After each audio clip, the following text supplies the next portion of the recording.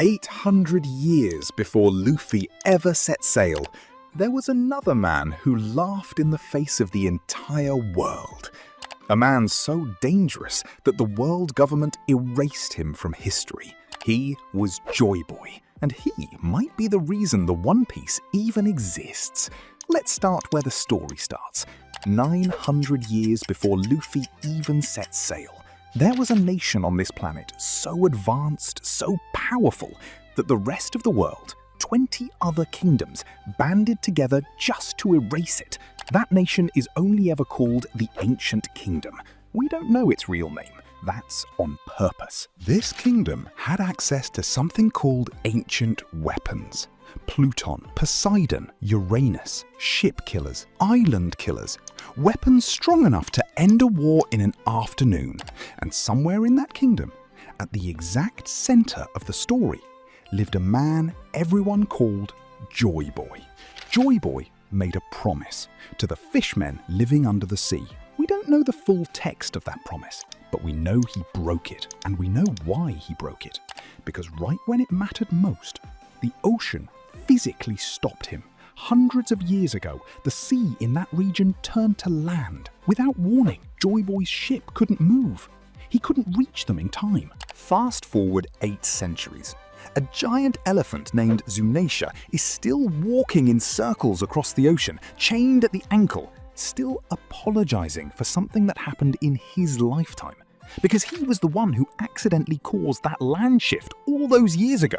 He's still trying to make it right. That's how long this promise has been unfinished. And that unfinished promise doesn't die with Joy Boy. It gets inherited by Fisher Tiger, by Luffy, by the entire Straw Hat crew, whether they signed up for it or not. So who names someone Joy Boy?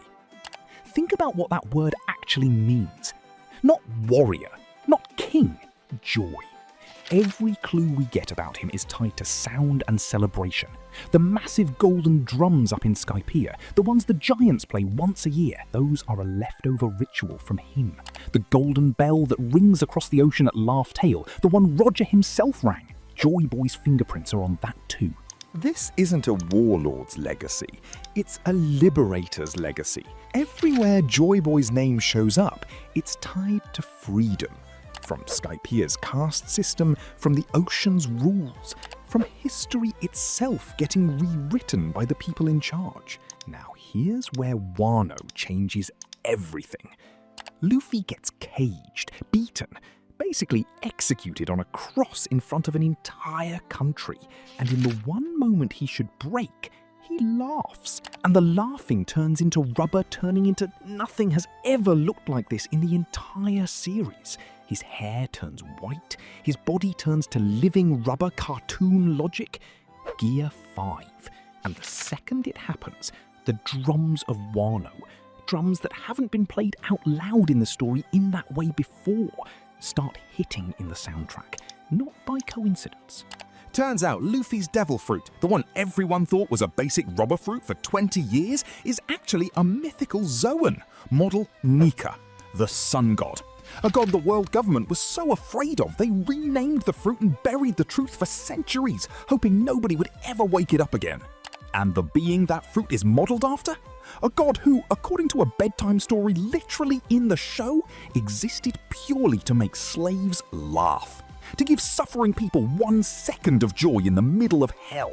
Joy Boy isn't a bloodline.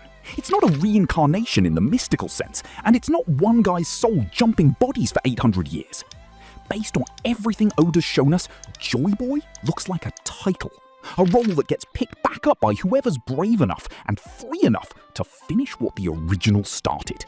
That's why Zunisha calls Luffy Joy Boy the moment Gear 5 activates.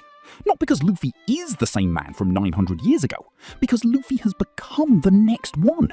Same as how the Pirate King isn't one guy's name, it's whoever sits on that throne next. And that's the part that should give you chills. Roger heard the Ancient Kingdom story and knew he wasn't the one meant to finish it. He said so out loud before he died. He was looking for someone else. So here's what's still sitting on the table, unresolved, waiting for the endgame. 1. The actual promise to the fishmen still hasn't been kept. Someone has to finish that. 2. Pluton is confirmed built, sitting in Wano's waters. Nobody's used it yet. 3. The Void Century's true history, what the Ancient Kingdom actually did to get erased, still hasn't been fully shown to us.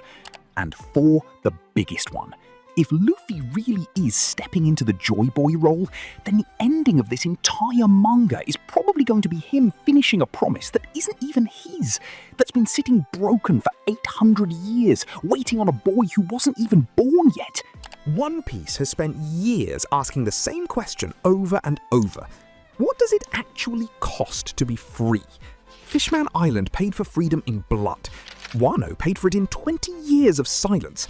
Skypiea paid for it by literally being pushed off their own island. Joy Boy is the answer underneath all of it. Freedom doesn't get won by one perfect hero at the perfect moment. It gets passed down. Dropped, picked back up, dropped again, picked back up by somebody who wasn't even alive when the promise was made. Luffy laughing on that execution platform isn't just a power-up. It's the story telling you out loud. The fight for joy survives even when the person who started it doesn't.